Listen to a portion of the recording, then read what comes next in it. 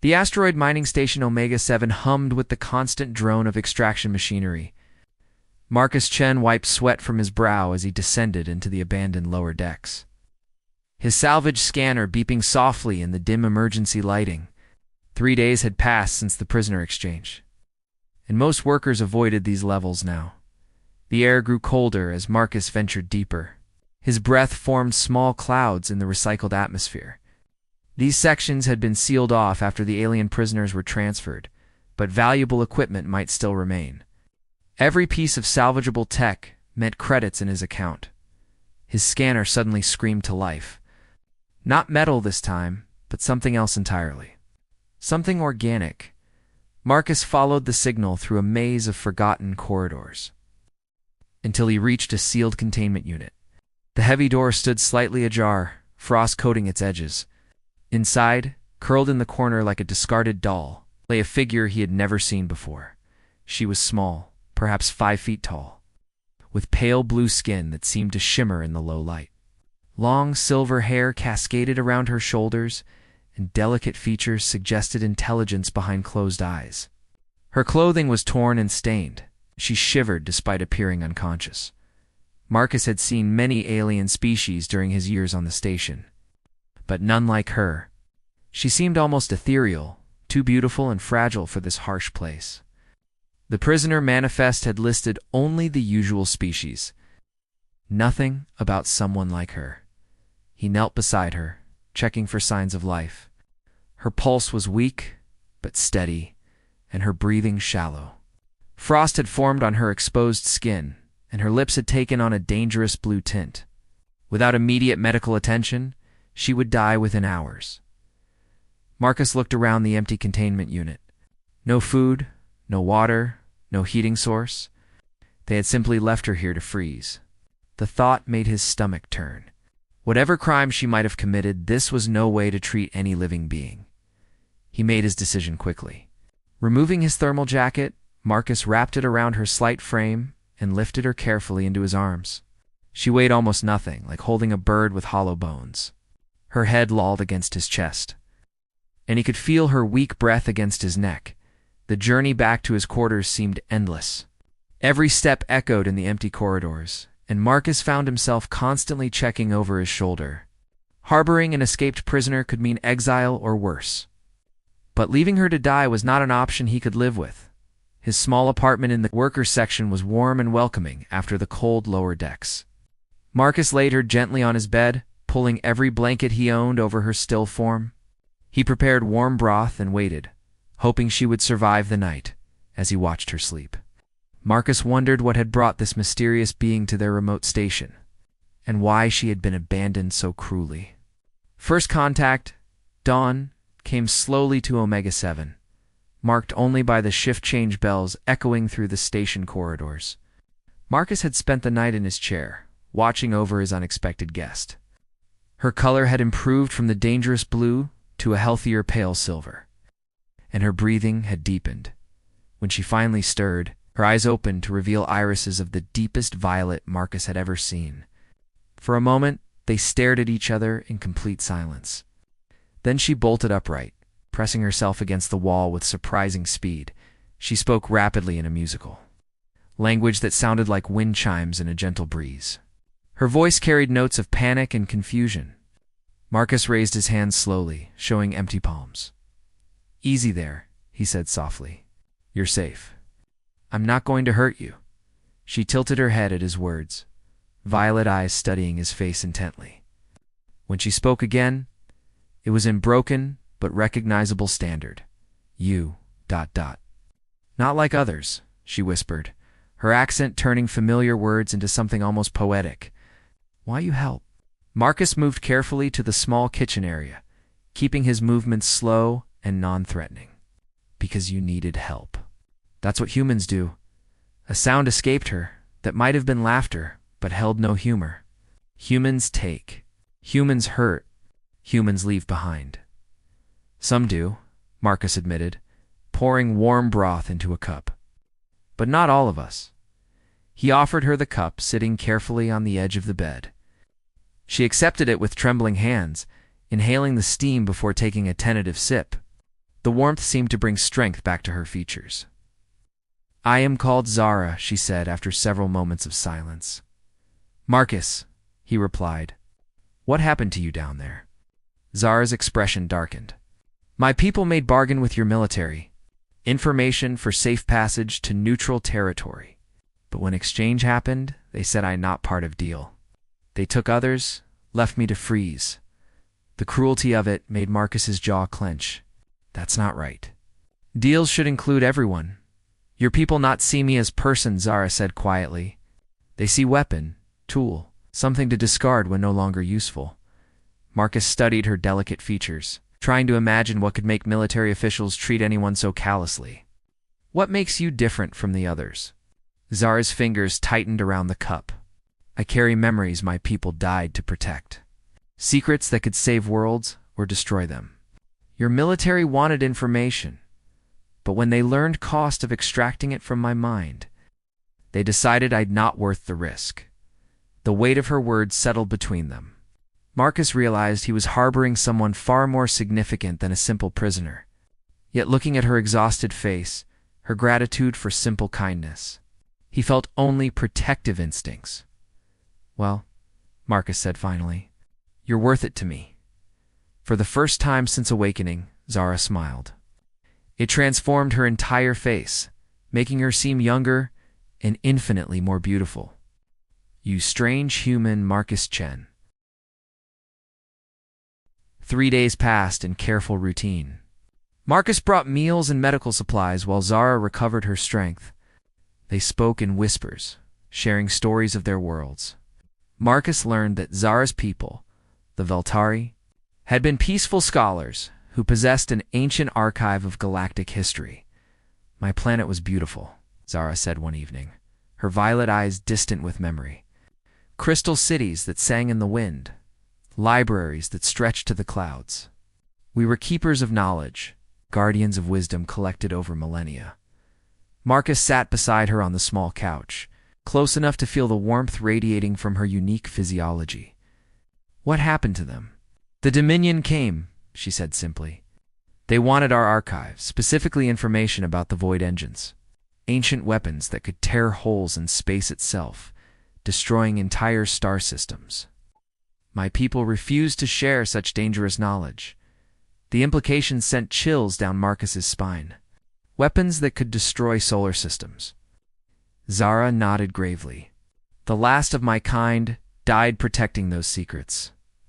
But before the end, they transferred the complete archive into my mind. I became the living repository of everything we had preserved. That's why the military wanted you," Marcus realized, "and why they abandoned you when they couldn't extract it safely. The knowledge is woven into my consciousness," Zara explained. "To remove it would destroy my mind entirely. Your people discovered this and decided the risk was too great." Marcus reached out slowly, taking her hand in his. Her skin was warm and incredibly soft, with an almost electric quality that made his pulse quicken. "They were wrong to abandon you." Zara looked down at their joined hands, then back to his face. Something had shifted in her expression, a vulnerability that went beyond physical weakness.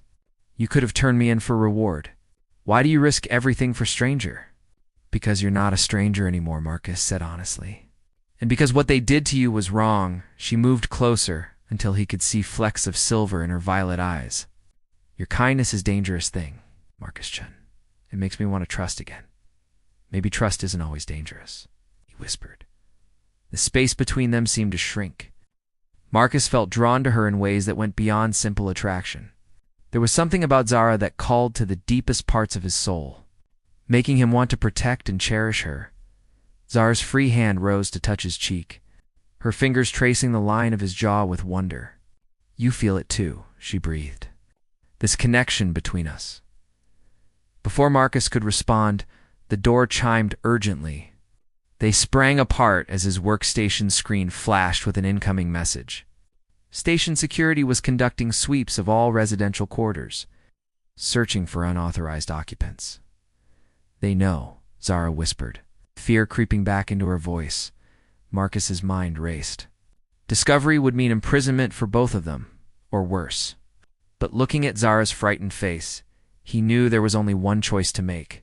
"We run," he said firmly. Together, growing bond, the maintenance tunnels beneath Omega 7 were a maze of pipes, cables, and forgotten passages that only veteran workers like Marcus knew well. He led Zara through the narrow spaces, their footsteps muffled by years of accumulated dust and debris. "Security swept past my quarters an hour ago," Marcus whispered as they paused at a junction. "They'll discover you're missing soon." Zara pressed close behind him in the confined space, her warmth both comforting and distracting. "Where can we go?" "This station has no escape ships available to workers." Marcus smiled grimly. "Actually, it does. The old cargo hauler in Bay 12 was scheduled for scrap, but the engines still work. I've been maintaining her in my spare time." They moved carefully through the tunnels, avoiding the main pathways where security drones patrolled. In the darkness, Marcus became acutely aware of every place their bodies touched, every breath Zara took against his neck. "Marcus," she said softly during another rest stop, "if we are caught, I want you to know something." He turned to face her in the cramped space, their faces inches apart. "What? These past days with you have been the happiest I have known since my world died. You showed me that kindness still exists in the universe." The raw emotion in her voice made Marcus's chest tighten. Without thinking, he reached up to cup her face in his hands. "Zara, She silenced him by pressing her lips to his. The kiss was soft at first, tentative, then deeper as she melted against him. Marcus felt electricity race through his entire body, every nerve ending alive with sensation. When they finally broke apart, both were breathing hard. "I needed to do that," Zara whispered, "in case we do not survive." "We'll survive," Marcus promised, pulling her closer. "And when we're safe, I'll kiss you properly." A distant alarm began echoing through the station. Security had discovered their escape. They ran through the remaining tunnels, emerging in the maintenance area of Bay 12. The old cargo hauler sat like a sleeping giant, her hull scarred but intact. Marcus quickly powered up the systems while Zara sealed the airlock behind them. The engines came to life with a satisfying roar, and emergency klaxons began wailing throughout the station. Omega 7. "Control the cargo hauler in Bay 12," came the terse communication. "You are not cleared for departure. Return to dock immediately." Marcus ignored the hails, focusing on the departure sequence. Through the small viewport, he could see security forces rushing toward their bay. "Can we make it?" Zara asked, her hand finding his shoulder. "Hold on tight," Marcus replied, gauging the launch thrusters. The cargo hauler burst from the docking bay just as magnetic grapples tried to lock onto their hull. G-forces pressed them back into their seats as they accelerated away from the station. Stars wheeling past the VIEWPOR TSs as the immediate danger faded. Marcus felt Zara's hand slip into his. They were free, but more than that, they were together. Whatever challenges lay ahead, they would face them as one. "Where do we go now?" Zara asked. Marcus squeezed her hand gently. "Somewhere safe. Somewhere we can start over," looking at her beautiful face in the starlight. He knew their greatest adventure was just beginning. The neutral trading post Haven's Rest existed in the space between three different star systems, a haven for those seeking to disappear from the galaxy's conflicts. Marcus guided their stolen cargo hauler to a docking bay, relief flooding through him as the station's automated systems accepted their falsified credentials. "It's beautiful," Zara breathed, watching the diverse mix of species moving through the station's transparent corridors. So many different peoples living in harmony. Marcus smiled at her wonder. After weeks of running and hiding, they had finally found sanctuary. The administrator here doesn't ask questions about the past, only about your ability to contribute to the community. They rented a small apartment in the residential sector, a cozy space with a view of the nebula that painted their windows in shades of purple and gold. For the first time since their escape, Zara seemed truly relaxed. "I have something to show you," she said one evening, as they shared dinner on their small balcony. The artificial stars of the station twinkled around them like fallen diamonds.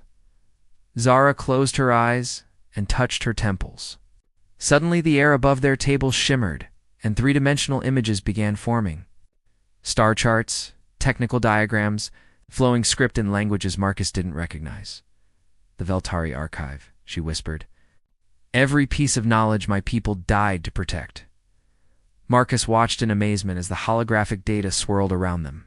But his attention was drawn more to Zara herself, the way the light played across her features, the intense concentration in her violet eyes. "There's something else," she continued.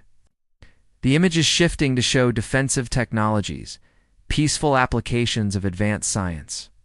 Not just weapons, but the means to protect worlds, to heal damaged ecosystems, to bring life to dead planets.